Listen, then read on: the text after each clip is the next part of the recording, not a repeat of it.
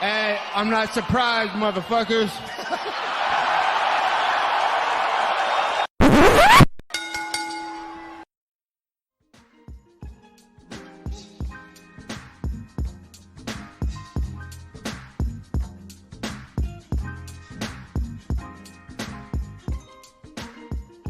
What's up, guys? Welcome to Courtside Soundoff podcast today. I'm Josh Soto. He is Angel Ortega, and it is a massive fight week for us, guys. UFC 255 recap, UFC Vegas 15 preview, some information about UFC 256, capping off the show, the Mike Tyson versus Roy Jones Jr. preview and predictions for the main and the co-main. We'll talk about the rest of the card as well. Before we get into all that, I want to talk to you guys about Rogue Energy.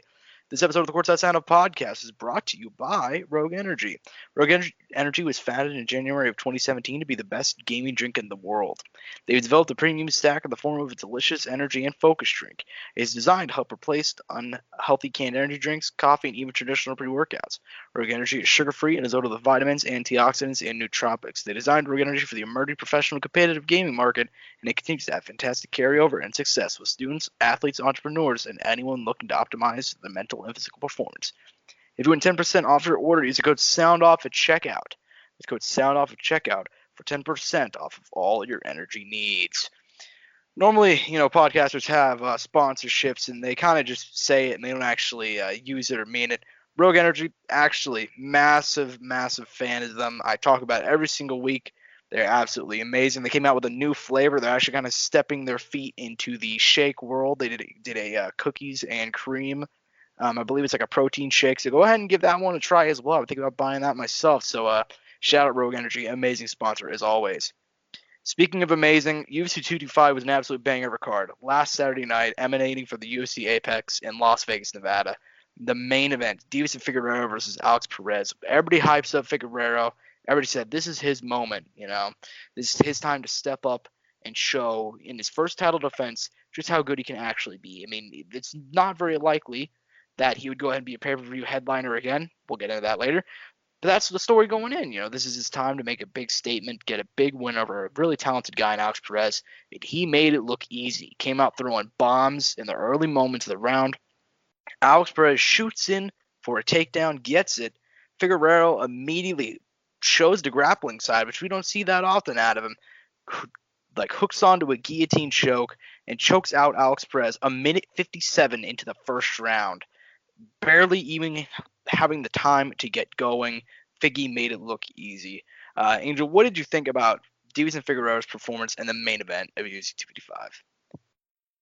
I mean, amazing, man. It was quick. It was almost looked too simple. But hey, man, you get it done how you need to get it done, regardless of how you do it and when you do it.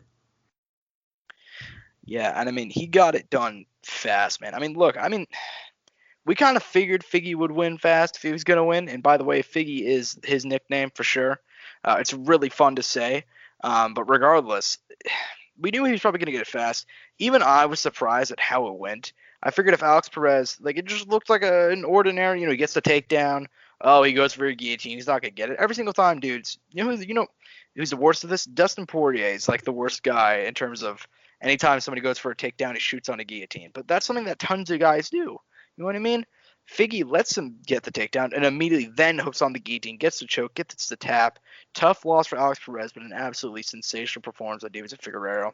Gets him out of there immediately, gets him out of there quickly, taking no damage, which will honestly lead into a discussion later after we give our UFC Vegas 15 preview, but we'll be seeing Figueroa really soon. But moving on to the co-main event, this one,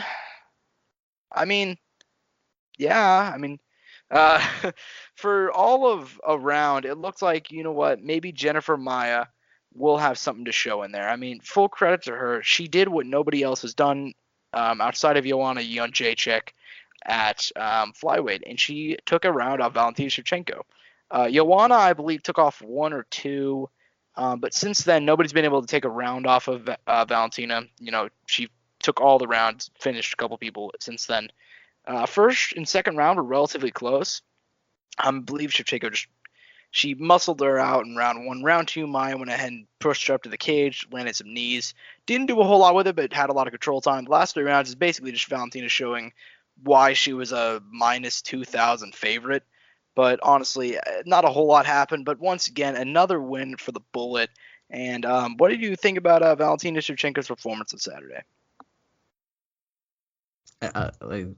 Man, like we talked in the pre-show, man, it was there wasn't too much to hype around Jennifer Maia, but dude, dominance, great. I mean, for the first time in her career, she was on what is it called? She was on the ground for like where she wasn't in control for a while, and that was and that happened for 1 round, and it was like, oh, and then after that, there was nothing to come from it afterwards. Yeah, and I mean, look, man, there's not a whole lot to talk about with Valentina Shevchenko at this point. I mean, she's defended. Here's like the level of dominance where we're at this point. She has defended the title 4 times, and I feel like she's gonna easily, I think there's a really good chance that she will break DJ's record for most title defenses, just based off of how active she is and how bad that division is. Like DJ had 11. And she's at 4, and she's only had the belt since December of 2018. And she also had a couple of really bad injuries in there too, that put her on the shelf. Like this Maya fight was supposed to happen back, I think it was 251 was when it was originally scheduled.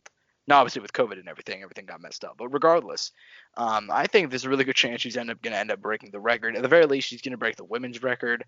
I know Nunes currently has that with I think 6 or 7 defenses, but regardless, moving on to, you know what?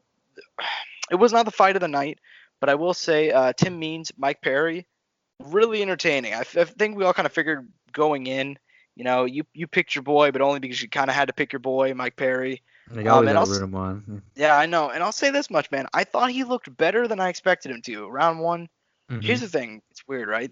Mike Perry was this dude who came into the UFC, and he had monster hands, huge knockout power, was vicious elbows, great speed, tight boxing.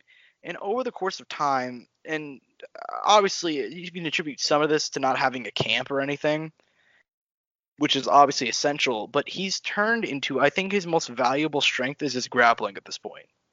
I mean, we saw it against, he almost submitted Mickey Gall, remember? That was crazy. For all of his faults, Mickey's a really strong grappler. And then he nearly submitted Tim Means, who is also a very, he's not Mickey Gall caliber of, black belt Gracie Jiu-Jitsu guy. But Tim Means is a really good dude on the ground as well. I mean, really underrated, very, very strong guy. And Mike Perry just out-muscled him, threw him around in the first round. After that, though, it was all Tim Means. So what did you think about that fight? I mean, he had a really good submission attempt. I forgot what it was, but it looked really good. And I was like, holy shit, is he really going to submit Tim Means? That ended up happening. But there was moments. I think he needs to learn how to mix everything together. You know what I mean? He's, even though he says he knows how to fight, I'm not saying he doesn't. He could very easily kick my ass. I love you, Mike. I think he needs to develop that kind of the thing Brian Ortega did, where it's like, oh, I can shoot, but no, I'm not gonna shoot. I'm gonna hit you in the face. I'm gonna jab in, and then do a combination, and then maybe I'll go for a clinch or do something. I think he needs to do something like that, where he learns how to mix it up. Essentially becoming more of a full, well-rounded fighter. You know what I mean? Because he doesn't have that full, well-roundedness yet, and that's just the honest truth. You know what I mean? Yeah, and I mean, I think it would be interesting to see. You mentioned Ortega. I think it'd be interesting to see what would happen if Mike Perry just took 2 years off and then went and just trained his ass off, found an actual team. Mm-hmm. I mean, his team this time around, it was not just his pregnant girlfriend, as it was last time. He had a friend there. It was his manager and a guy on Reddit who paid money to be in Mike Perry's corner. Did you know about this? Did you know this? I didn't know this. There was a dude on Reddit who paid money. Because Mike originally, remember, Mike was doing this thing where he was going to let whoever, and then Dana said, no, we can't do that. So then Mike just lied and said this dude was his buddy, and then he ended up cornering. I didn't fucking know that. No one's talking about this dude. It's the same guy. You can go find it on Reddit. It was this dude who he paid money. Just a fan. Yeah, How much and he then paid? Do you know? Do I we have don't know how much he paid. I won't, it was a lot of money though. I think the Yeah. original negotiation was like 10K or Oh, something. what the fuck? Yeah, and then To corner Mike? yeah, and then well, you know what? He actually did a really good job. Did he actually give it? I need to go back and listen, dude. I need to go You back need and to go listen back. to I'm gonna actually send you a clip. Somebody made a compilation because it was it's the video is called r/MMA coaches Mike Perry. Oh my god, please It's a send that to mix. me. It's a mix of him telling him to use his grappling and put him on the cage and get the takedown, and then him doing shit like he's yelling shit like throw sand, like you know, like Oh, like they had code words. yeah, like dude was a really good like coach. Like fuck, shout out that dude on Did Mike Reddit. even take any of that advice? I don't even remember, dude. Sometimes I Mike, miss. according he sent him a DM after the fight and he said which was Yep. shown in the video, and he said something along the lines of your advice was good. I was just I was so fucking tired or something along those lines. Dude, what is it called?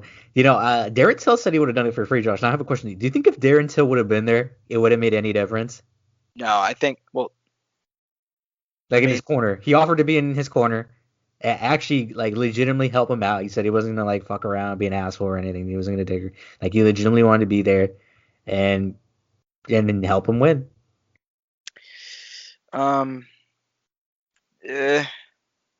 I mean, do I Who think it would knows? have made a Who knows, difference? right? Yeah, who knows, But right? I mean, I think anything would help because in this type of situation, even having a high level guy like Darren Till in your corner, that has to help. I mean, it would have made some sort of It'd be impact. better than the Redditor. Shit, dude, the Redditor, he tried that. Redditor low key killed it though. Like I'm gonna send you that video right now. But yeah, I mean, I'll check it out after the fight. I need to watch Yeah. that now. I'll react to that live afterwards with you. yeah. But okay, so outside of that, That was a fucking cool story, Josh. I'm so happy you told me. Yeah, I'm so I happy had- dude. you were informed about it. That has to. By the way, this is getting clipped and putting on YouTube now. You have to do that. Dude, I'm really surprised that nobody knows about this story. Like, I can't believe, and I'm not trying to blow up Mike's spot or anything. You know what I mean? Like, I love Mike, and dude should secure the bag. Well, it's Like, just the story. The story is interesting. Like, Yeah, but also, like Dana said, no, we can't let that happen. Like, why the fuck not? That's not a rule. That's not a rule. I was about to ask you. Is there any rule behind your No. coach has to be like? You don't have to be licensed to be a coach or anything, right? No, and guess what? Coaches normally take your fucking money. Like, that's the whole thing, is that you're paying people to corner you. This That's why guy, Mike didn't this want guy it. got this guy paid Mike to corner him. Exactly, dude. That's why. I don't know. That he really. walked out with someone, and I was like, oh, I guess that's his friend or his buddy or whatever. Well, also, this is such a meme-worthy fight because it had Redditor in the corner and Mike Perry, and they messed The up. music Mike fucked up. Dude, I think the Hey, UFC did that on yes. purpose. I think the UFC did it on purpose, Josh. I don't know, man. I think it's possible. Like, I'm not gonna rule it out because I feel like they probably would because they Dude. know. But it was funny. He's like, the fuck is this? And he says it. You can hear it clearly. They can't censor it. This shit's on And live then- TV. Yeah, it's on pay-per-view too, so they're not even gonna try. They're like, the fuck is this? But then Fuck. but then he just starts going. He just starts going. I love the starts energy. going with it. I love it. Yo, low-key though, I gotta give Mike Perry props, man. But like back to the fight part of it, I No honestly thought he was gonna get Entertaining smashed. What'd you say? I thought he was gonna get smashed. He didn't. He didn't. No, he showed looked good good. aspects. He just got out. Realistically, I think he got outpointed by that jab. To put Yeah, it at the jab, and he also got out hustled near the end of the fight. near the end. No, I mean, dude, Josh, at that end though, Mike Perry was banging though. You can't deny He it. was banging. That was true. I think that was another mistake. He didn't let go of his hands as much as he should have. I think he did try to grapple a little too much. Like after he did it that first round, and also, he said he got tired. I think with that takedown attempt, that might have tired him out, especially because he was a little thicker than usual. Yeah, for sure, man. And I think it's gonna be interesting seeing him at middleweight too, because I know that a lot of people are like, he's too small for middleweight. And I'm like, man, He's strong. he's strong though. That's the thing, man. I mean, and he hits really hard. He's like Kelvin. Kind Yeah, of like that's exactly. Kelvin-ish. He's bigger than Kelvin-ish. Calvin in Yeah, terms of Kelvin. height. I wouldn't say not exactly, but Kelvin-ish. Yeah, I mean, I think if he put on muscle, then I think he'd have potential to do some crazy shit at middleweight. Like not like top. If he went to a real camp, I've always thought this though. I think if Mike Perry put on like a lot of muscle and just went to a team that would be able to utilize him better, I think he'd really fuck shit up at middleweight. I think it's just a matter of finding, and this applies to a lot of, boxing and MMA, finding the right coach, the right guys to surround the athlete with. Because Josh, just because Tyson Fury is really good a fighter, doesn't mean him and just hypothetically, him and Freddie Roach are gonna be a fucking amazing duo, or him and Tank at least are gonna kill it. And not everybody meshes like that, and it's just a simple truth. You know what I mean? Or any of those guys, or even Eddie Reynoso. Like if you went to Eddie Reynoso, just because Canelo and Eddie are a good matchup, it doesn't mean Tyson and Eddie are gonna be a good matchup too. You know what I mean? It's just I think it's just a matter of Mike finding like the right guy who and also financially that he thinks he's right for him and he thinks we'll get the best out of him. Yeah, but real quickly, I think we spent like more than enough time talking on Mike Perry. I think it was quality talk though. It was quality talk. Yeah, I mean, actually, I take that back. There's never enough time that could be spent talking about Mike Perry, but there is a rest of the card. Although we could have realistically, the portion that we spent on Mike Perry and talking about him, we'll just use that to replace Caitlin Chukagian versus Cynthia Calvillo because nothing happened. I mean, I'll say this: I was kind of surprised, but not like I had my doubts. I'll put it like that. I was really disappointed that Calvillo shot for one takedown the entire fight. I was shocked that her coach did not tell her to. And I understood she couldn't know how to close the distance.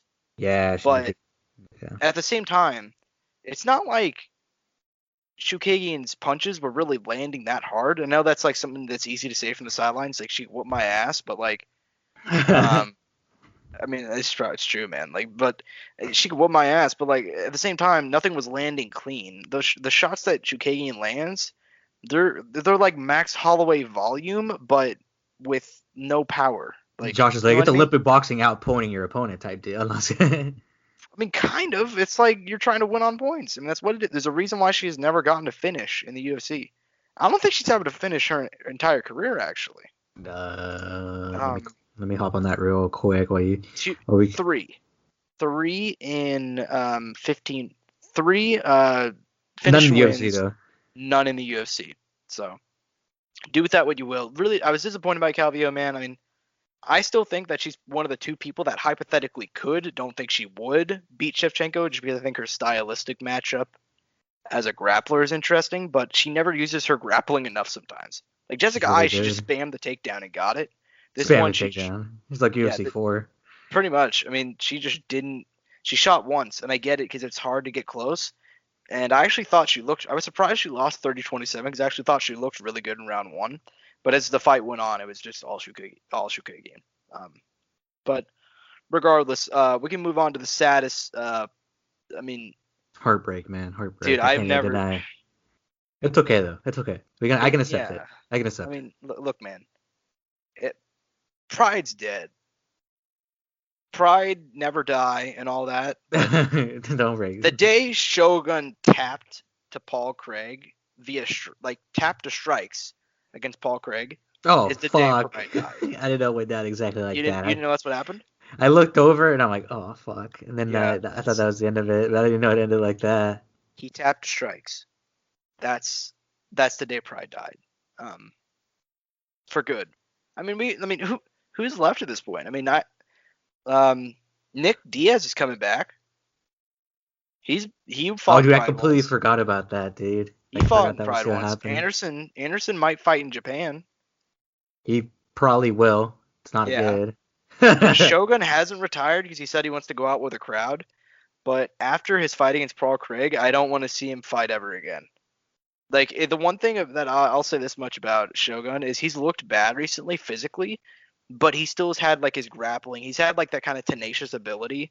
He's smart. So even though he doesn't look physically good, even though his strikes aren't landing hard, even though he's missing a lot of them, even if he's winging everything, even if he looks dead tired, he's somehow winning. I thought he beat Paul Craig the first time, but he had nothing in there, man. Like, he didn't win a single second of that fight. It was weird. And I don't think Paul Craig's evolved that much since November of 2019. You know what I mean?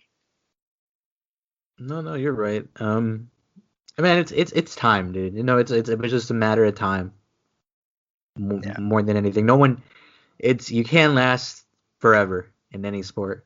You can last a while. You can rely on your intelligence only so long. But there's a point where you're just, you're not that guy who was, 24, 25, 26, whatever you want to say, 28, even 30, 31. You're just not the same. And that's just a sad reality. A lot of people DC said it, I think, on the podcast, and I don't know if he might have been actually talking about this fight. It was like, guys in this sport don't go out at their best, or don't go out, or I forgot exactly, or don't go out on top, or something like that, or in their best. He worded it a lot better than that, but it was along the lines of that, and it's just a sad reality. Yeah, I mean, very few do, if any. Yeah, I always think to the pro wrestling school of thought of, and it's weird because it's a fake sport versus a real one. It shouldn't translate over so well. What the fuck, Josh? No, it's good. You always go out on your back. Mm-hmm. You never go out on top. I think that's exactly what he said, actually. Yeah, you always go out on your back. That's never how. You never retire on top. GSP did, and he's the only one. I mean, I guess Habib did. Habib, but Habib might come back. So who gives a shit? Like, I don't know, dude. That's still very. I don't know. Do you think you will? We'll talk about it. Right. You know what? We'll talk about it very briefly. Yeah, I mean, we'll talk about it real quick. I mean, because I think we'll spend 2 seconds on UFC Vegas 15, but no offense to that card. Actually, offense to that card. Yeah, I mean, I think Habib's gonna come back, man. I really do. I mean, DC said he wouldn't. His manager said he would. Dana said he would. Mm-hmm. I think there's more signs pointing to him coming back at this point than not. He also said he wouldn't, but at the same time, it's like, I think Habib's a big legacy guy, and I also think that it would also honestly rely on what his family thinks, and he obviously retired for his mother, and I think of what she would say, and I think that would have a lot to do with it. And I don't want to speculate on that, but I'm gonna weigh it more in the yes column. If I was a betting man, I'd take the yes odds.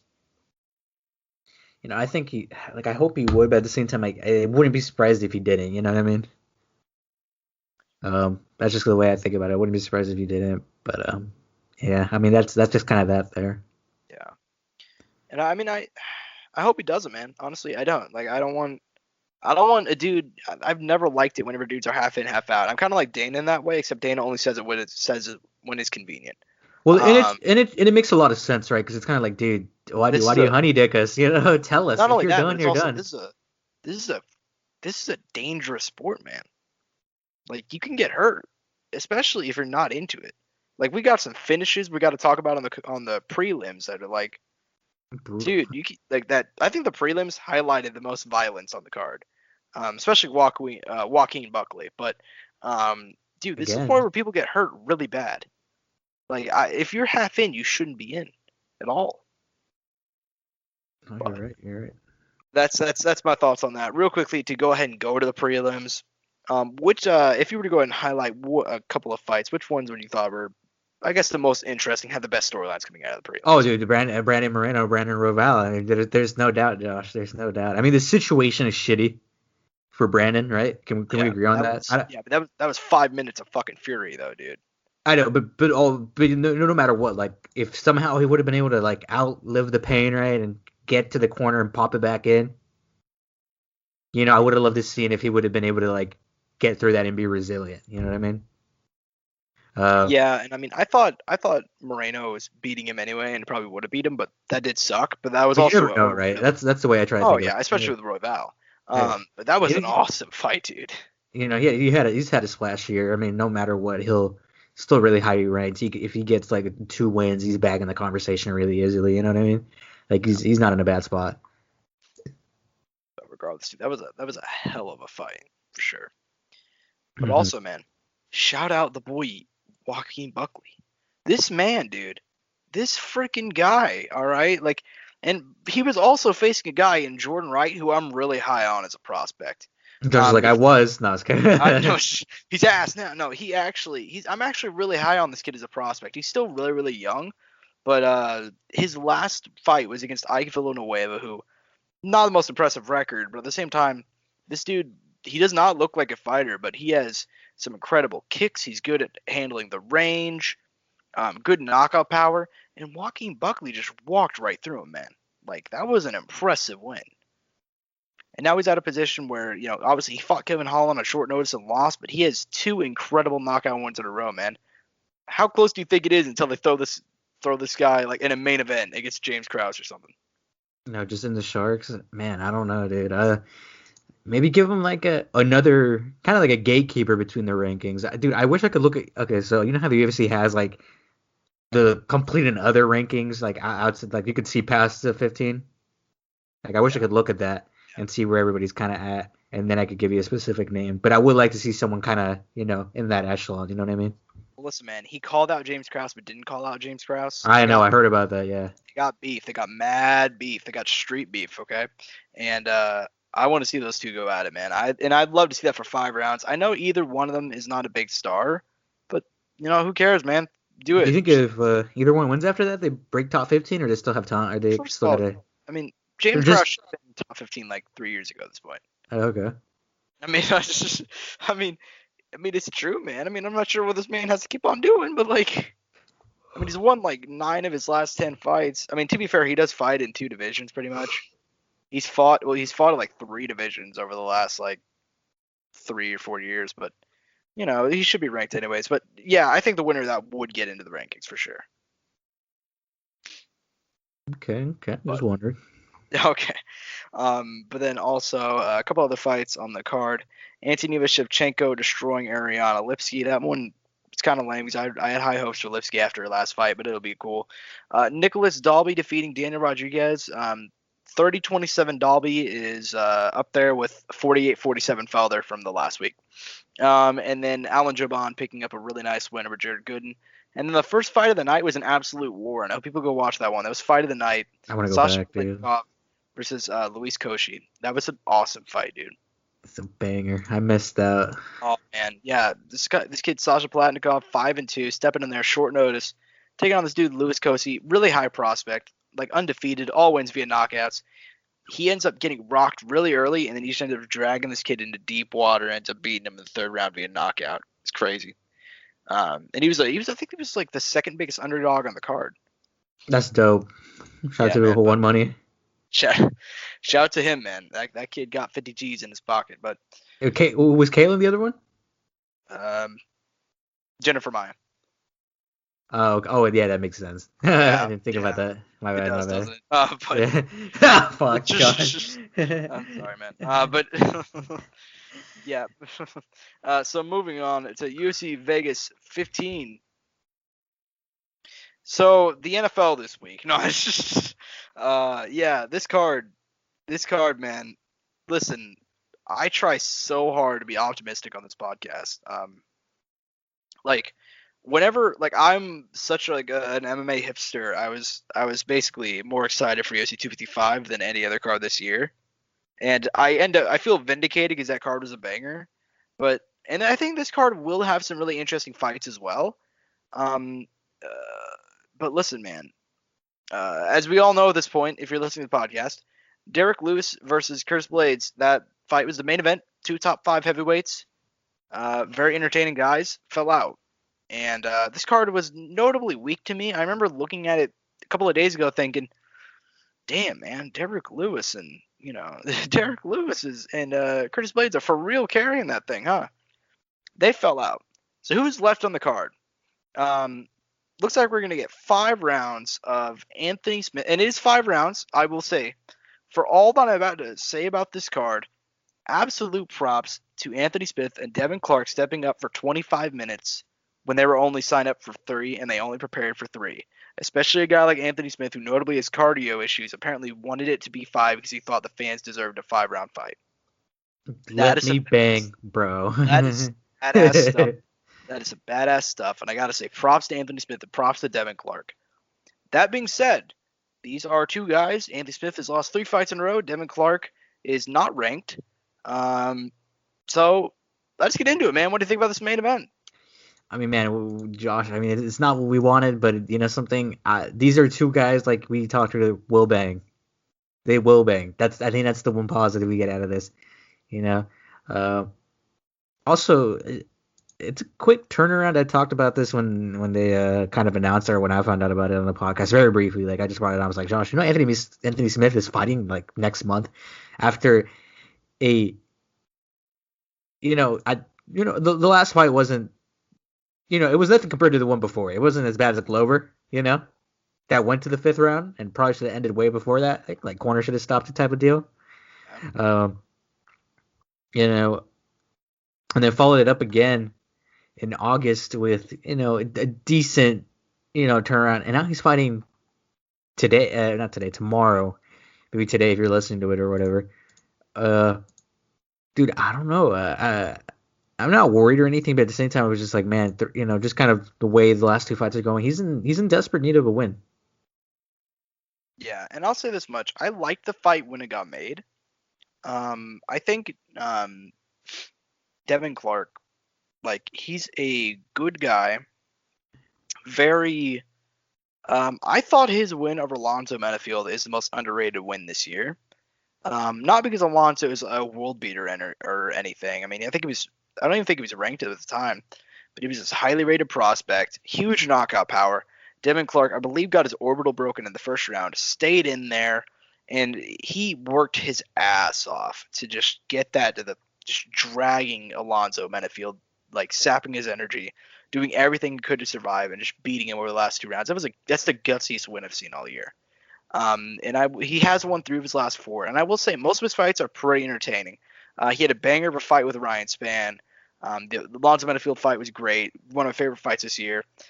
He had Mike Rodriguez fight was pretty entertaining as well. Jan finished him, and he has been finished a couple other times as well. But he's a former RFA light heavyweight champion. He is kind of on that border of the top 15, while Anthony Smith is ranked number 6. So I guess it's not a terrible main event, but just based off the trajectory of these two guys, I mean, Devin Clark's a guy that he's not even a gatekeeper to the top 15. Devin Clark's the guy that if you lose to him, you're out of the UFC. That's generally how it is. And Anthony Smith is obviously a guy that we thought, he had a huge career turnaround. He looked phenomenal and all that. And now he's lost. I said 3 in a row. There's been 2 in a row, but he got mauled in both of those. So I'll throw it straight to you, man. Who do you think wins the main event? I mean, I got to pick Anthony Smith, man. I mean, the wins are significantly better than what he has. I mean, he has wins over, Sean Evans, Gus, Shogun. I mean, you don't have to get into all of it now, but I mean, it's a pretty easy pick for me. And he, like I said, he's in desperate need of a good performance here. I'm sure he'll get it out because he knows it, and he demanded a 5-round fight, so he's well aware of what he's putting himself in. So if he's saying that, I'm sure he's well prepared. Yeah, and look, man, I really wanted to go the upset pick here. I really wanted to go Devin Clark just because I loved his win earlier this year. I talked about it a lot of the time, talked about it right now. Love the dude. I love his story, and I love his win earlier this year. I'm also going to go Anthony Smith, man. I feel like as much as I think it's really going to be interesting to see how his career goes outside of this fight. If he loses this win, obviously, like, that's almost out. I mean, yeah, there's something really, really wrong. But, man, people forget, for 3 rounds, Anthony Smith was piecing up Glover Teixeira. I mean, he was beating the dog shit out of him. Like, do you remember that? Like, how he was just boxing his ears up for like the first 2 or 3 rounds against Glover before he broke his orbital. He was looking phenomenal. That was the best Anthony Smith has looked. And then he got smashed over the next 2 rounds, and then he got smashed by Rakic. But I mean, look, man, I think he still has that power within him. I still think that he does have some attributes that make him a very interesting guy at 205. He's a very tricky guy. I am going to go and pick him over Devin Clark, but I also think Devin Clark has high upset potential, man. I really think he could pull out this fight this weekend, but that still remains to be seen. Moving on to the co-main event, in my opinion, the best fight on the card. Takashi Soto taking on Miguel Biaza. Very rarely do we actually have prospect versus prospect fights in the UFC that are like actual prospect versus prospect fights. I mean, do you know what I mean by that? Like, it's kind of like, this guy's a prospect, but he's 38 and he's 72. You know what I mean? Like, Miguel Biaza is a young 27-year-old dude out of Florida, 9-0, huge power, knocked out Matt Brown in his first UFC fight. That was a banger of a fight. Takashi Soto is 29, fighting out of Tokyo, Japan, 16-3, former Pancrase champ. He's beaten Ben Saunders. He's beaten Jason Witt in his last fight. Very interesting fight here, my man. Who do you got? I mean, dude, they're both guys with like crazy good like potential and like upside. I was looking at like picks online, and there is like a more noticeable like one-sided like choice, but there is like a decent split, at the same time, which is good, honestly. which is good too. I gotta go with the man Miguel, dude. The hands, the power, it's very just 2 years difference, a year difference in age. Also, he's 6'2", fighting a guy who's 5'8". Granted, height isn't always the biggest thing, but if you're smart and you can use it, use it. Yeah, I'm also going to go with Miguel Biaza, man. I'm really high on this kid, and I just think his speed and that power is going to be a really interesting problem for that division. Because he's very, very big for that division, but he's also very, very heavy-handed. Some dudes in that division, they're long, they're lanky. They'll try to outpoint you, kind of like Izzy, you know what I mean? Not saying Izzy doesn't hit hard, but he's more of a volume guy landing the right shot. Mm-hmm. Miguel Biaza hits hard as fuck. So I'm gonna go ahead and take Miguel Biaza this weekend. The dude, I mean, he deaded Matt Brown, and Matt Brown doesn't get finished by anybody. So I'm gonna go ahead and take Miguel Biaza. Is there anything on the undercard you want to talk about? Oh man, let me look. Yeah. Dude, it's so big. I actually wanted to ask you about. Do you think if Rachel Ostashevich loses her next fight, she's cut from the UFC? Yes. She'll be 4-6. She'll be 3 losses in. She also said that she'd retire regardless if she lost. I don't blame her. If she win or lose, she's retiring. No. If she loses. Oh shit. Which also, to be fair, yeah, I mean, probably not a bad idea. She would make infinitely more money if she was doing anything but MMA. I guarantee you she's only on like a 20-20 contract. You know what I mean? Like 20K if she wins, 20K if she loses. She's like, yeah, this shit ain't worth it. I'm sure, man. She has some attributes, so I'm sure she, makes money elsewhere and can make a lot. I saw that she just announced some sort of product, or I don't know what it was, but she announced something. Well, she's very attractive. I know she does modeling, so I'm sure it has something to do with that. So, and she's taking on Gina Mazzani, and if she can't be, listen, I like Gina Mazzani. Trains out of KC. She's also I think she's married to Tim Elliott, and Tim Elliott is a G, so I love that man. But I'll say this much: if she can't beat Gina Mazzani, then she should retire. So, hey man, at least she said it. She knows that she's aware. I think that you can appreciate that. I do think she picks up the win. Well, I mean, we'll see, man. I mean, hopefully for her own good. You know what I mean? You no matter what, you want even if let's say she were to win and she retire there, at least you go out with a win. You don't go out with a loss. Yeah. But real quickly, I mean, as for the rest of the card, man, it's rough. It's just Spike Carlisle is back. Spike Carlisle, Bill Algeo is a really good fight. That's a really, really fun fight right there. Ashley Evans Smith taking on Norma Dumont is a pretty interesting fight. Not a good one, but an interesting one. Ashley Evans Smith is somebody who is sneaky around the UFC at this point. Does that make sense? Because like it doesn't feel like she's still in the UFC. I mean, she's like been in the UFC legit for 6 years now. You know what I mean? Isn't that really, really weird? Because I don't feel like she's been like she's fought. She never fights. It's like I forget she's on the roster 99% of the time, but she's an OG of the women's MMA game, dude. Like she was one of the first high level ones at the time, because I remember she fought Raquel Pennington back in 2014. I think that was like the year after the UFC launched the women's division, and she was the first person to ever get brutally finished. So that's not me being mean, dude. That's like God, Josh, you're such an asshole on us. Raquel Pennington bloodied her up and then put her to sleep with a bulldog joke. That was ruthless. Dude, Rocky Pennington before her injuries, low key a G. It makes me sad that she's had so many injuries, but like, dude, people forget that fight against Ashley Evans Smith, dude. That was a dope ass fight right there. Anyways, yeah, rest of the card. Gina Mazzani, we already talked about that one. Luke Sanders. Luke Sanders is the only other interesting person I have some sort of personal stake with. Luke Sanders is still a very good prospect, but he's getting older and older, and now I'm not really sure if I can call him a prospect at this point. He's 34. He's a veteran. He was like 29 when he debuted, and I had really high hopes for him. Like he's still beating some dudes. Like he's the dude who He ended Renan Barra's UFC career. He knocked him out, put him out cold. He's a couple of other wins, and he almost beat Yuri Alcantara at UFC 209, which would have been a really big win.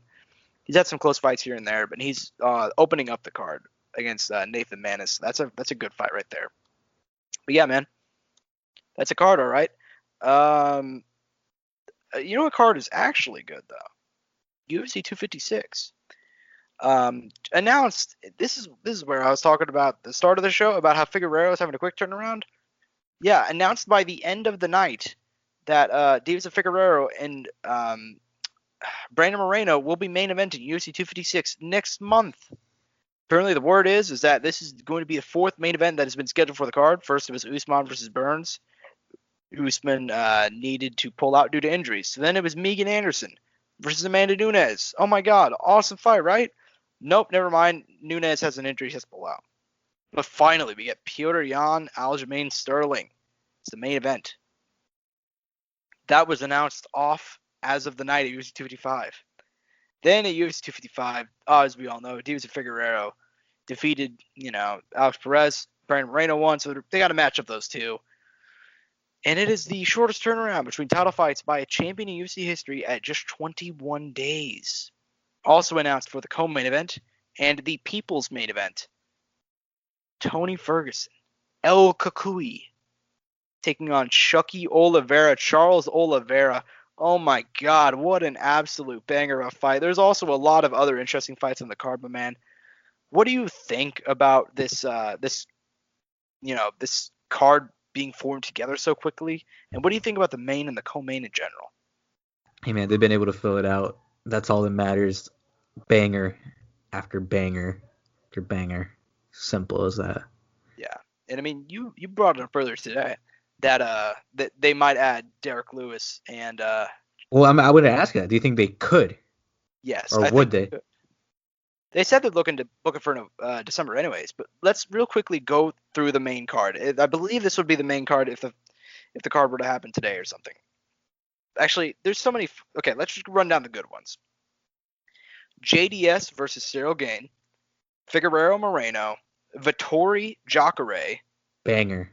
Dern Jana Jaroba, Torres Hill, Chase Hooper's back as well, Banger. Cub Swanson, Daniel Pineda, Tony Ferguson, Charles Oliveira, and Hinata Moicano, Rafael Vazeev. Another banger. Dude, and also they got Li Jiang Lang is back, The Leech, like Gavin Tucker, Billy Quarantillo. Dude, this is a Carl Roberson, Jillian Robertson, KG versus KGB Lee. This is such a banger of a card, dude. This is low key the best fight of the year. And hypothetically, they got Derek Lewis versus Curtis Blades on there too. This could have been card of the year. It really has the potential to, man. I think that main event is as good as we're gonna get. I think that might be low key one of the best flyweight fights in history, just on paper. Like, and obviously that's partially just because whenever DJ was fighting, he was such a higher level of the competition. And obviously, I mean, nothing will ever in the flyweight division top Cejudo DJ 2, but whatever. Should have had Cejudo DJ 3, but But I want to ask, man, what do you think about the co-main event specifically? Because we know about the turnaround for Figgy and Moreno, but in terms of Tony Ferguson, I mean, he's 36 now. Uh-huh. He was trying so hard to get a fight. What do you think about him stepping up to fight a guy like that's Cowboy Oliveira's his older brother, my bad. Charles Oliveira, who is on a dangerous win streak right now. And also, I mean, they're taking this fight only 3 weeks notice. That's pretty crazy. You know something? These guys, some of these guys train year round. You know what I mean? And in a way, they're always trying to stay prepared just for the call up.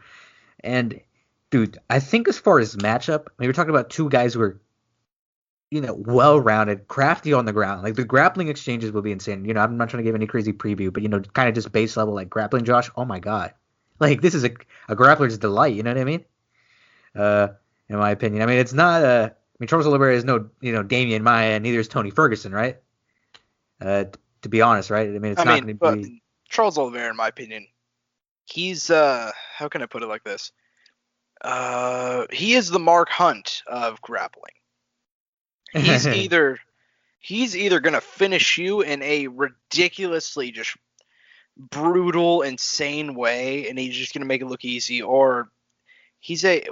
Never mind, that's a bad example. I feel like you could give a better example. I'm not gonna lie, just because I'm gonna say, dude, I feel like as of recently though, like the wins, He's the a Melvin submission, Manhoff of grappling. That's a better one. but the submissions have been there though, Josh. Like this, Oh, it's yeah, been for sure. finish after finish. I mean, guillotine, rear naked, anaconda. You know, like it's not just the same thing over and over again. You know what I mean? Yeah. Because you know a lot of guys get. Some people have like kind of like that go-to choke. You know what I mean? Yeah, they're kind of one-dimensional.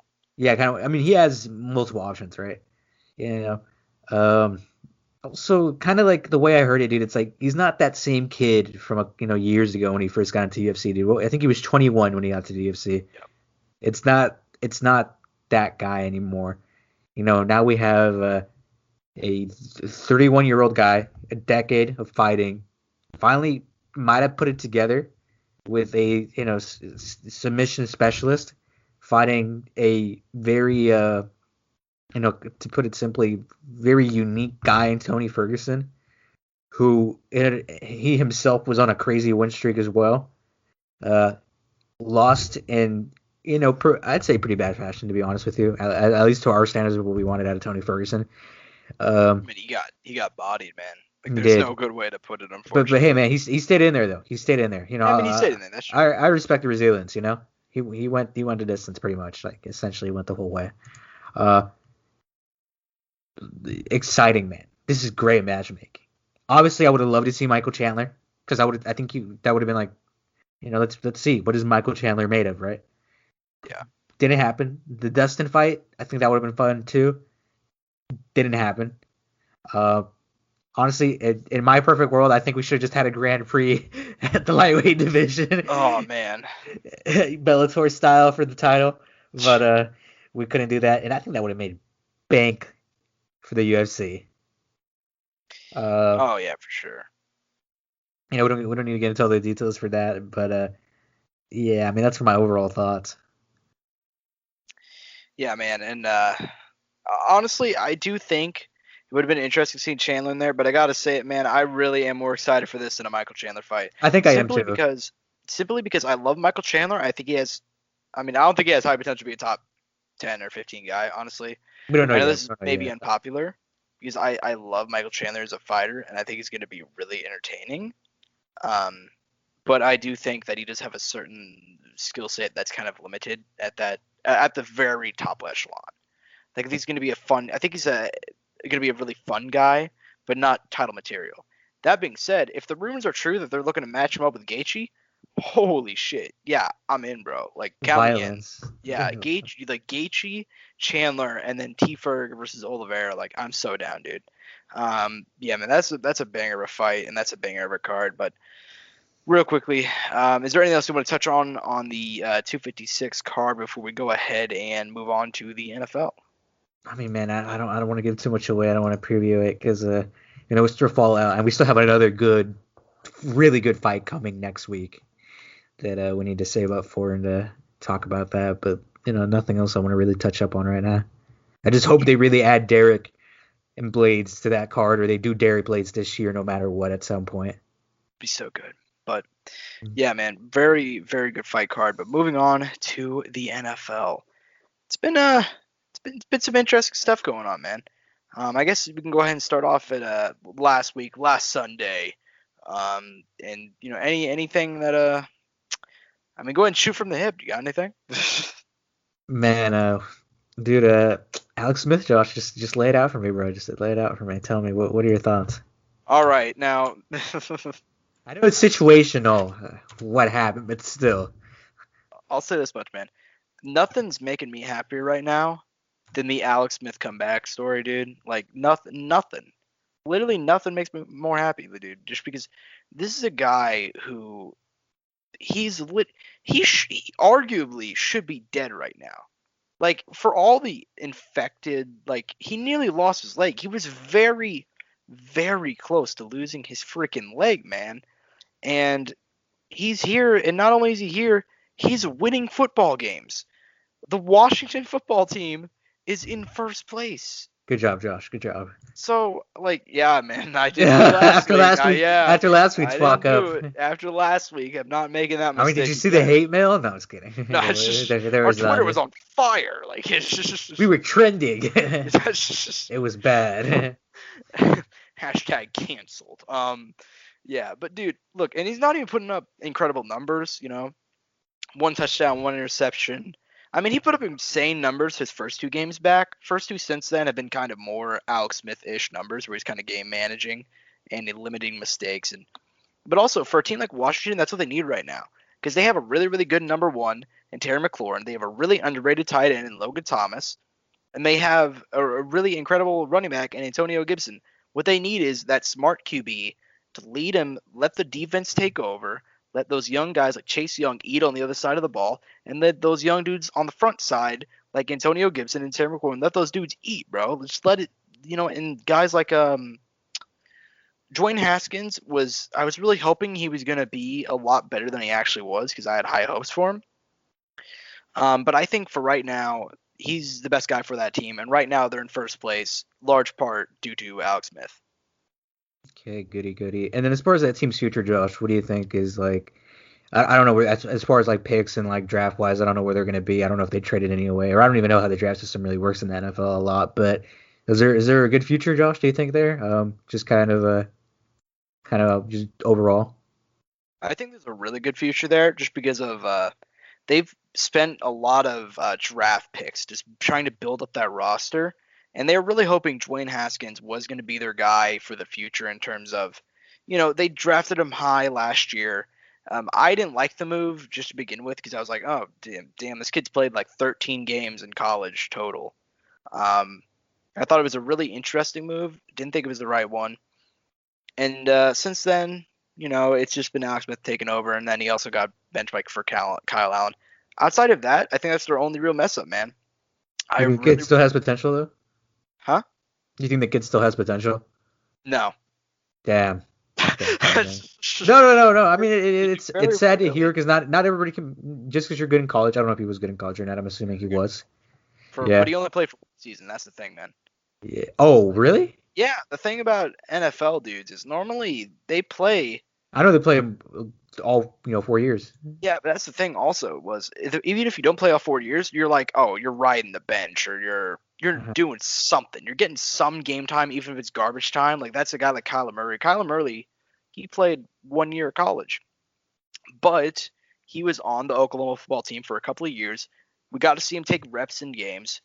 Dwayne Haskins played 13 games in college, and they thought, you know what, the raw talent's there. We're going to go ahead and give him a draft. And since then, apparently his work ethic's been terrible, and he doesn't look good on the field. So I think he's going to be gone after this year. I mean, honestly. Who did they miss out on in that draft class? Do you know by any chance, Josh? Oh man, there was some good ones. Let me off the top of my head, I believe. What was the year? So I can look it up while you talk. 2019. That was the year Kyler Murray was drafted. Oh, okay. Yeah, Kyler was the first overall pick. I also know that Nick Bosa was drafted. Daniel Jones was drafted. Who else? A couple of other dudes. Josh Jacobs. Were those guys available at all for them? Yeah, I know that Marquise Brown and Josh Jacobs were available, and those were some of the bigger ones.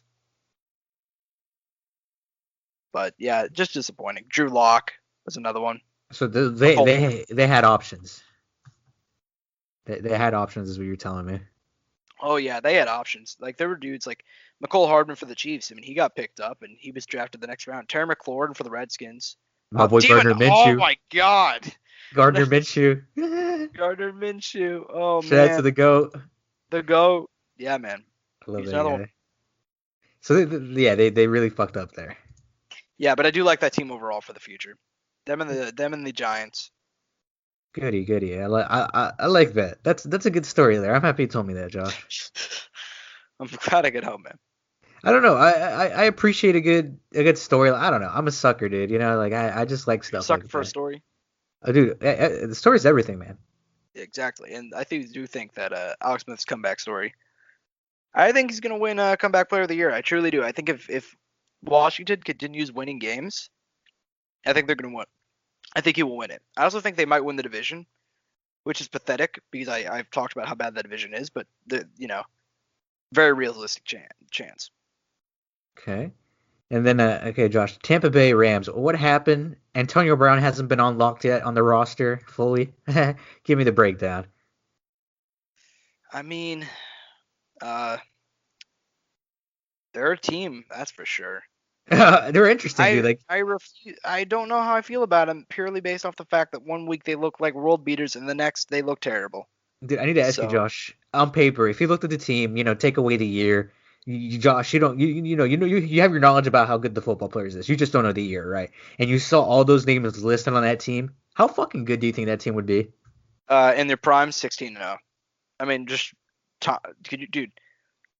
Although I do think it'd be interesting because we're kind of seeing right now, it's like, is there too many weapons for them? But at the same time, in Kansas City, I was gonna say, can there be? I mean, isn't it better to have? I feel like almost in football, it's better to have more options because you have people who you got to focus on. You know what I mean? But also in a situation, depending on the players, it's like too many hands to feed. Like people got egos and shit. Yeah, and then in football, that's a really big thing. Yeah, I wonder how Abraham feels about that. Probably not too. He's been quiet, Josh, hasn't he? I mean, I haven't heard any He's been really quiet, but also he's been getting the ball a lot too. They're like shitty sometimes. He's force feeding the ball sometimes. Really, like it's definitely like, yo, Brady, like just pass it to him. We know you can make the throw.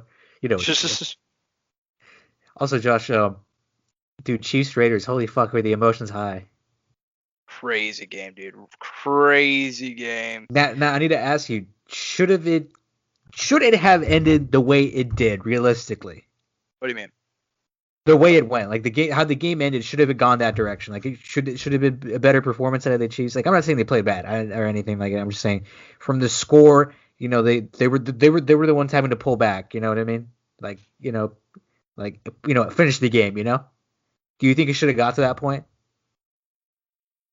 I mean, the thing is that this is a tough Vegas team. Honestly, they may not be the best on paper. It's like a matchup thing. It's a matchup thing, honestly. Okay, I think that's probably the other question maybe I was trying to look for. Yeah, they are a very competent team. Like they're competent in all aspects, which is so irritating. Like they are perfectly well-rounded, which irritates me because John Gruden still has another. I mean, shit, man, he's gonna be there for like another 7 years. They're building a really great foundation. I would not be surprised to see if next year they're one of the teams that's in the Super Bowl hunt. This year, I think they may make the playoffs. They may not. They're competitive though. They're very clearly getting there. You know what I mean? Uh-huh. Okay. I guess, and I'm happy to hear it's like a matchup thing. It's not anything else. And educating me on it. I mean, and if you can break that down more, Josh, can you explain that more to me? Like what specific matchup things or what kind of did lead to the difficult and hard fought games? I'd say a lot of it has to do with the fact that they have a tough but underrated running back in Josh Jacobs. Josh Jacobs, everybody knows that he's a really talented guy, but the thing is more so that he's a tough runner, but also that's a very underrated offensive line. That is an extremely underrated O-line. And they were dealing with injuries this past week, too. And not only that, and great O-line, and this is why it's so irritating, because I'm just listing off things that they're all good at, because they are a very underrated team, and they're very, very well-rounded. Derek Carr, he's kind of Alex Smith-ish in terms of that he doesn't make a whole lot of mistakes, but also he doesn't do a whole lot of crazy passes either, but I'd say more than Smith. So he's a very competent guy. They have a couple of really, really good young receivers on that team as well. Like Darren Waller is a monster. Their tight end's a monster. I like that guy. Yeah, hardworking dude too.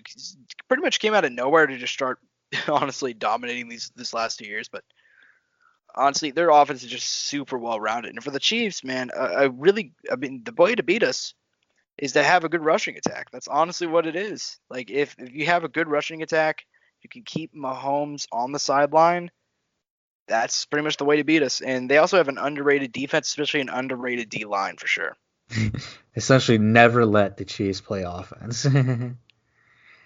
Pretty much. Just keep them on the sidelines. That's pretty much it. That's crazy. Isn't that crazy? That's the formioli right there, the formula. The formioli, yeah, I'd say so. But I mean, yeah, yeah, I know, and it makes sense, right? You want the best guy off the field at all times, right? yeah, I mean, and they do a good job just because of how good their rushing attack is. That's isn't that a curiosity about football, dude? It's like, dude, as long as the offense is not in, we win the game. We need to be the ones on offense. Keep their defense on. That's wild. That's such an interesting thing. Oh man, I love it, dude. And then the way the game ended, dude. I mean, what amazing fashion. You know, it was Patrick Mahomes, dude, and obviously the team there, dude. It seemed like he got on the field, dude, and it was just like the catches. It was, I mean, dude, it was insane, Josh. You know, and like I'm new to the sport, right? In a way, right?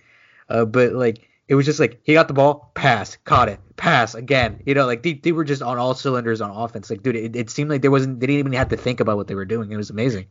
Yeah, I've never seen a game-winning drive look that effortless. It Like, that's what it was. That's maybe why I was so impressed. It looked so. I don't like know. I expected more grit. I don't know what it was, or I don't know. I was like, oh fuck, because they're that's gonna what have to fight always for it. happens, man. Like it's never that easy. I mean, like I can't. The easiest drive I've ever seen for a team to win a game before last Sunday was in the AFC Championship game whenever the Chiefs are playing the Patriots and the Patriots just walked down the field in overtime to win.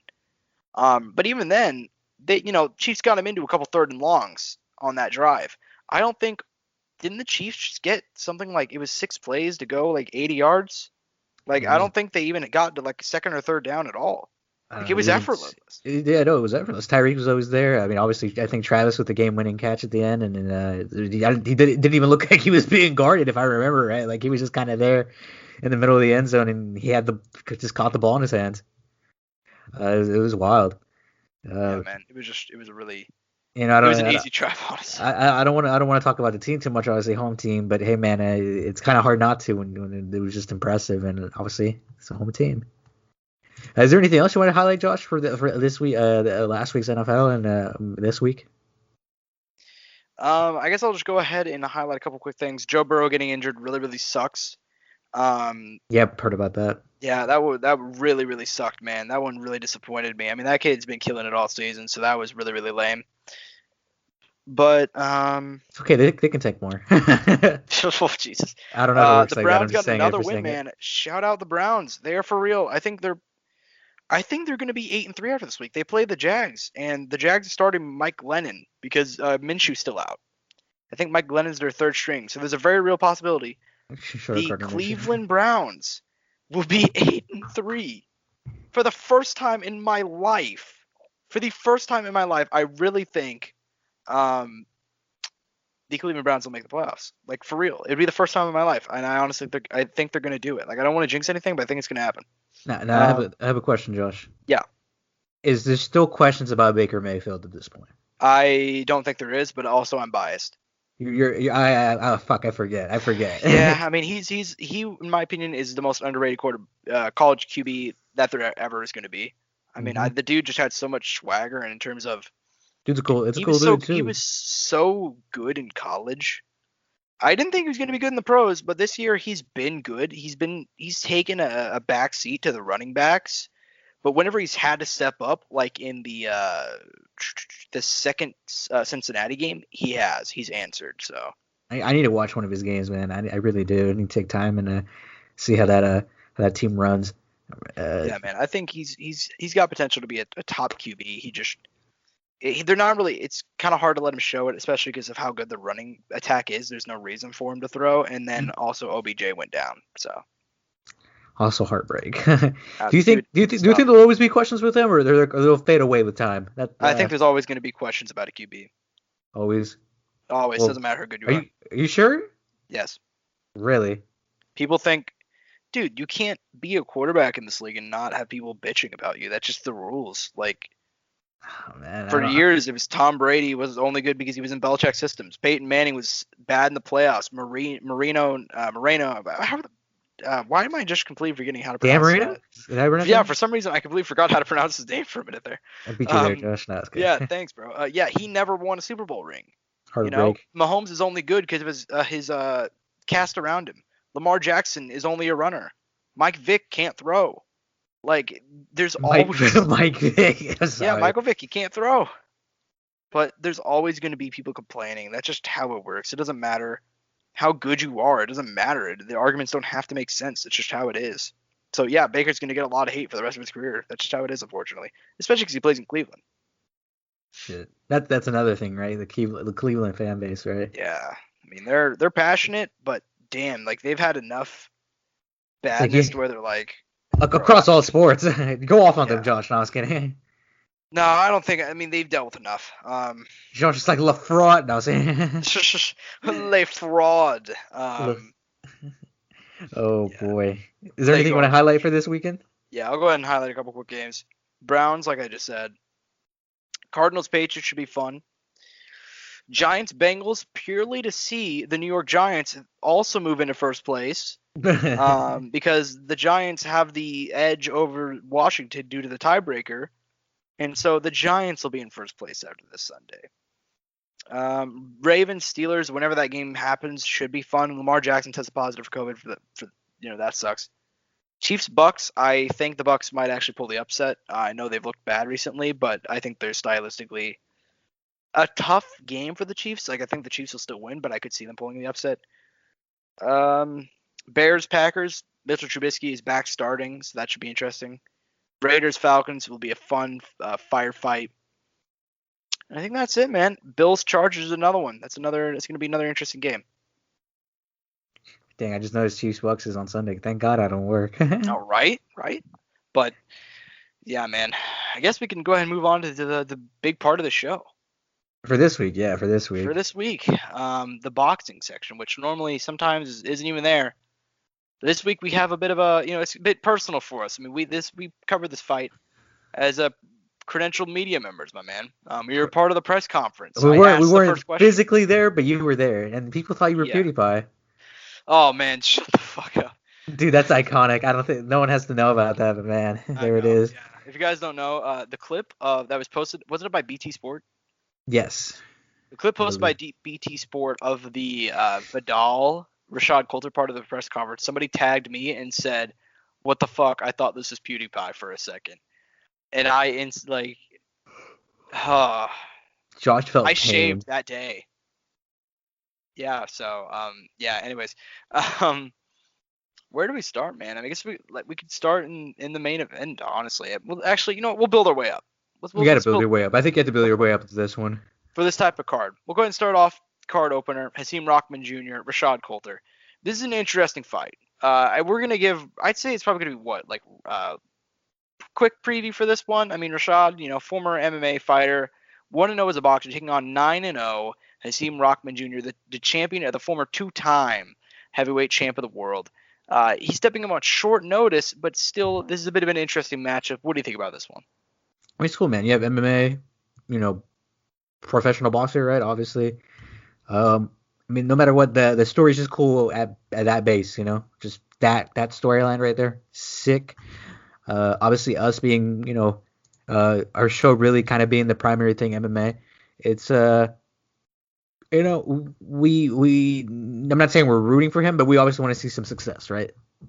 Because you and me have talked about this. I don't know if we ever talked about it on the podcast privately, and it's not going to happen in this case. I'm just talking about future-wise. That one day we would love to see a guy hold a belt in the UFC or in the MMA belt or whatever, and in boxing. I just want to see that kind of gateway get open for the guys. I mean, I'm not saying this necessarily will, but it's just kind of like you can do it, and maybe one day we'll get a guy who's WBC champ in whatever weight class in MMA, and then champion, middleweight champion or whatever heavyweight champion in the UFC. Yeah, and listen, I do think this is an interesting fight. Purely, I do like that they swapped out one prospect for another. I think Vidal has the fan base. He has the fan base and the better pedigree. But Hakeem Rockman Jr., 9-0, very interesting guy in his own right. Rashad Coulter also always puts on, at least MMA-wise, amazing fights. So I'm excited for that one. The thing I think is more interesting in terms of the closest thing we're going to get to championship level boxing on the card, Badu Jack, Blake McKernan. Badu Jack, obviously former light heavyweight champion of the world. And also, Blake McKernan, not a champion by any means, but he's a very young dude, 13-0. A couple of finishes on his record, and also he looks the part. You can tell he has a good personality. He talks the talk, and he has the opportunity to walk the walk Saturday night. Man, I think this is a really interesting fight. And what do you think about it? I mean, like we talked about it a little bit before the show. I mean, Blake, good on the mic, has a personality, like it. Not anything crazy, but has like a aura, kind of like a kind of like slight swagger to him. I don't know how fully explain it, but there's something there, right? There's an essence. Obviously, Badu, we know the talent, right? We don't need to get into all the details. Just interesting, fun fight, has potential. Keep it simple. Yeah, I'll go ahead and keep it simple. And listen, man, I'm going to go with Badu, but I do think it's a very interesting chance for Blake McKernan to make a really big name for himself. That'd be awesome for him. Yeah, and listen, he was the guy I came out most impressed with out of that press conference. I thought that press conference was really, really bad, but I was very, very impressed with him on the mic, and I thought it was really, really interesting. He was probably the best on the mic.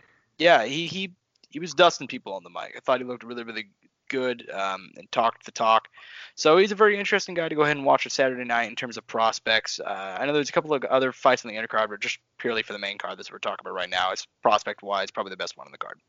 Although, and then Badu's obviously a former world champion looking to get back into that, getting back into the mix at light heavyweight. So, and now we get into the interesting part, the long preview part, I suppose.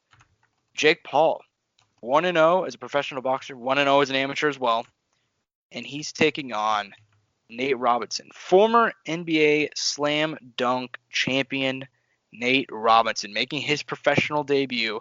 The closest thing that we're going to get to basically an average Joe versus professional athlete matchup. Now, obviously, it's kind of interesting because the average Joe's been training for a lot longer than the professional athlete. Jake's been training for like 3 years at this point, and Nate's been training for 6 months. But I mean, let's just start off the top, man. What do you think about this fight? Like, this is I mean, we talked about it at the time, but who do you lean towards going into this? Honestly, fuck that. I'm skipping that. Josh, I need to keep it real with you. We need Jake Paul to win this fight and call out JJ. It's just the honest truth. Yeah. It's just the honest truth. I just need to skip to it and be honest with you. It's the honest truth, Josh. We need the fight to end in, devastating fashion. If it ended in devastating fashion, even better, right? But, and it's no hate to Nate. Nate is an amazing athlete, great inspiration for a lot of people out there. Played in the NBA. Almost played in the NFL or tried out, or what exactly did you do, Josh? You know better than me. I actually don't know anything about Nate Robinson's football. But are you aware of it though? Not even a little bit. I had no idea he actually I think he got on the practice team for the Seahawks, or almost he did something. He was there was something there. Let's put it like that. I will take your word for it. You didn't know about this?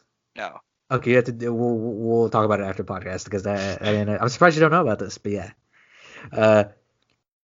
yeah, dude. Not too much to say about Nate outside of that. Cool dude, awesome personality. I love the guy. NBA dunk champion, played for multiple teams in the NBA. Guy's just a cool dude all around. Not a tall guy at all in the NBA. One of the shortest guys to play in the NBA. Not the shortest, but one of the shortest.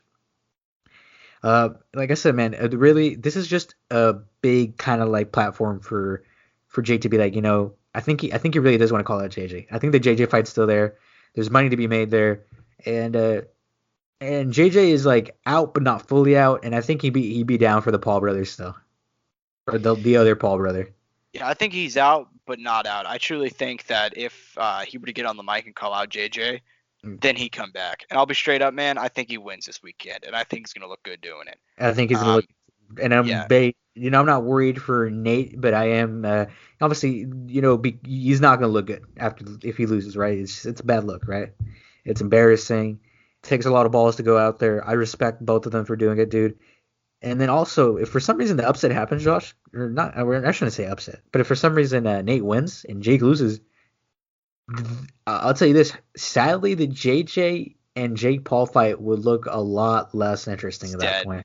It's dead. I don't think it happens, honestly. I think if Jake Paul keeps on fighting these fights, which he said he's going to, he seems to actually really enjoy boxing. I think the longer he keeps on fighting, the longer the chance of it goes away, because I mean, if he waited out, he probably could have got the fight anyways, but he wanted to stay active and fight Nate. And I think he will beat Nate. I'm not worried about that, but I do think it's gonna be really. There's high potential for Nate to just do something crazy because he is a former professional athlete, man. Like that type of athleticism and that much like skill, he's that much better than the average human. You know what I mean? Oh yeah, and I mean, yeah, no, you're right. You're absolutely right. It's going to be interesting in that aspect. And dude, and at the end of the day, we want good competition, right? We want to see the best out of Jake. We want to see the best out of Nate. But I mean, it's no secret, and I think a lot of people know that Jake needs to win this fight for that JJ fight to happen and have another big time fight on the zone. And dude, and it's no secret, it will make a lot of money for Eddie Hearn and the zone. And for JJ and for Jake. I mean, it's a good decision, money wise. Obviously, they just put their, their lifestyle as on the line as far as being part of media and being clowned. Yeah, and I mean, generally speaking, man, I gotta say it. I'm pretty confident that Jake wins, and it's kind of weird, right? Because he's like not. He shouldn't be that good, right? Like, I mean, he looked good against Gibb, but Gibb's 7,000 light years away from even what Nate Robinson probably is. But listen, man, I still think he's gonna win. After this, I hope to see the JJ fight, and I'm actually gonna go. The call out. I'm gonna go Jake via TKO round one or two. Honestly, I think he's gonna jump on him early. Like second round submission. I think he's gonna go on and keep the pressure early, and I think he's gonna go ahead and get the finish. Obviously, we don't fucking really know if that's gonna actually happen, but if it does, there you go. You give your prediction. Your predictions are bold, Josh. Very bold. I try my best, man. But I respect it. I know you said you also are picking him to win, so. Yeah, I'm winning Jake. I hope Nate has a good performance though, no matter what. He's such a likable dude. I really want him to win. I just don't think he will. I don't think he will. But moving on to the main event, man. What a long, winding road to reach here. I remember 2 or 3 months ago. Well, actually, at the start of quarantine, the start of COVID, the story was Mike was just sitting down. He was like, he's pretty bored, and he was like, you know what? I'm gonna go ahead and I'm gonna start hitting the pads. I hit the bag. I'm gonna get back in shape. He wasn't wrong though, dude. And then that turned into meeting with his trainer and starting to train a little bit, get back in the cage, get moving, get back in the ring, get moving, And then that turned into, talk about doing an exhibition. Maybe it will happen, maybe it won't. To then names being thrown out there, but nothing being confirmed, that just being rumors. Holyfield, Bob Sapp, Shannon Briggs, Shannon the Cannon. Let's go, champ. And then that led to Mike Tyson versus Roy Jones Jr. being confirmed out of nowhere for like a month after the announcement. That ended up being postponed. The story was that they needed to go ahead and have more time for marketing and more time for pushing the fight to more pay-per-view platforms. Well, now it's time. Now it is time. Mike Tyson, after 15 years out of the ring, stepping up to face, in my opinion, the greatest boxer of all time. Also an older fellow, but still no stranger to the ring. 66 wins, 9 losses, and about 17,000 titles to go along with it. The guy that was the best boxer of the 90s. He was the first middleweight to win a heavyweight title in 106 years. The former undisputed light heavyweight champion. Fighter of the year for many, many times. Boxing Hall of Famer. Roy Jones Jr. Listen, man, out of all the names that they could have picked for this fight, they had to go ahead and pick the one where there's actually some history. These two were allegedly supposed to fight back in 2003, whenever Roy, in his prime, stepped up to go ahead and fight Mike. He nearly fought Mike Tyson, stepped up to fight John Ruiz, who at the time was the WBA heavyweight champ. Ruiz, to this day, Roy does not get enough respect for this win. People said Ruiz was a cherry-picked fight, but John Ruiz, the guy that beat Evander Holyfield, he had a lot of great wins on his record, beat Andrew Golota, and Roy Jones outpointed him and made him look like a fool for 12 straight rounds. After that, he did falter a little bit in his career, but he ended up finishing out 66 wins, 9 losses, and a shitload of titles to his name. So look, man. After all that has led us here, there's only one thing to ask: Tyson versus Jones. Who do you got and why? Dude, Iron Mike, man. You know, man, it's been in the making, right? There's just something about Mike being back, his whole mentality being very different how it was, a few years ago, going through issues. He might honestly be at this point the most level-headed version of himself, and it's because of age, without a doubt, probably. There's no doubt about it. And probably, almost the most focused he's ever been for a fight, maybe. And that's a dangerous man. And that's why I have a lot of hope for him, this Saturday night. And I know you went and picked Iron Mike. Do you think he gets it done on the cards, or do you think he gets the knockout win? Dude, I don't know how the power is gonna translate after so many years. I'm not gonna lie to you. I'm always really weird with finishes. I like predicting who I think will win. I never like predicting how it will end, though. All right. But you know something? I'll do it for you this one time, Josh. I'll say it's a late stoppage. By the corner. No, I'm just kidding. Oh, whoa. Holy shit. That bad, huh? No, I'm just kidding. We had to throw a towel over him, dude. No, I'm just kidding. No. It was supposed to be an exhibition, Mike. Late stoppage. Apollo thought it was an exhibition, too. We're getting... You're hurting my feelings now. Yeah, man. I mean, listen. I get why you're picking Mike. And I was talking with a buddy of mine about this earlier today. Roy, I think he's the best of all time, but I really think Mike can hurt him. Just based off the fact that before today, I will say they had the weigh-ins today. They looked very similar, and I actually thought Roy is in better shape, which sounded weird because I saw people shitting on Roy. I'm like, yeah, he's not he doesn't look like he's on a boatload of steroids, but frame looks good. And in camp, he seems still quick. He still seems like he's got his legs down on him. You know what I mean? He's still got the mobility. I'm gonna go Roy Jones Jr., man. I think he's gonna outpoint him. I think he's gonna avoid the big right early. I think he's gonna stay on his bike. I think he's too smart to get caught. You know what I mean? I think he's not gonna go in there. I don't think he's gonna showboat early. And I think the press conference was one of the things that kind of lured me into picking Roy, because I was 50-50 on it up until the press conference. Roy Jones at that press conference a month ago, dude looked razor focused, and you could tell he was training seriously for this, man. I think he's going to go in there, and I think for all that we talk about this being big Mike Tyson return, I feel like Roy's got a chip on his shoulder because of that, man. I mean, he's a boxing Hall of Famer. He's, in my opinion, the greatest boxer to have ever, in his prime, to have ever stepped in the ring. I mean, his combination of speed, athleticism, power, reach, incredible at managing the distance. He made some of the greatest boxers on the planet at his weight class, which was arguably the best of that time, filled with guys like James Toney, Bernard Hopkins. He would just dominate him for 12 rounds. He made him look like fools in his prime. And he's the guy that's getting slipped on. And I really think he's going to go in there. I think he's going to take it personally. I don't think Mike's going to get destroyed or anything. I think he might come out looking good early. I wouldn't be surprised if he even got a knockdown or something. Got like a standing 8 count on Roy. I think he's going to jump on him early. But I think Roy's going to stay on his bike. I think he's going to go ahead and just manage the distance well. I think he's the lighter guy in there. He's the smaller guy. But I think he's going to go ahead and stay on his bike, keep on moving, keep on peppering that jab as Mike comes in. And I'm going to take Roy either via either a late stoppage or a decision. Alrighty, Josh. So I think we about covered everything. Is there anything else you want to touch on this card, my man?